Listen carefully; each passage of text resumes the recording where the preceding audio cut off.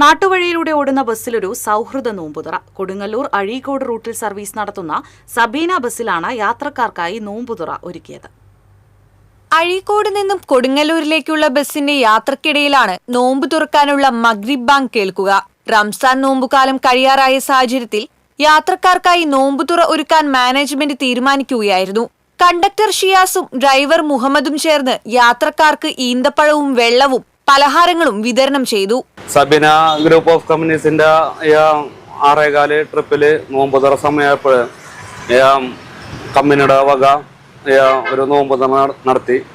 സ്ഥിരം യാത്രക്കാരായിരുന്ന എല്ലാവരും ആ നോമ്പുതുറയില് യാത്രക്കാരും എല്ലാവരും വളരെ സഹകരണത്തോടുകൂടി സഹകരിച്ച് ഈ നോമ്പുതുറ വളരെ ഭംഗിയായി കഴിഞ്ഞു. നമ്മളെ വണ്ടിയിലെ യാത്രക്കാരായ എല്ലാവർക്കും, എല്ലാ ജനങ്ങൾക്കും നമ്മളെ സബീനയുടെ പേരിലും എല്ലാവരുടെ പേരിലും ഈദാശംസകൾ.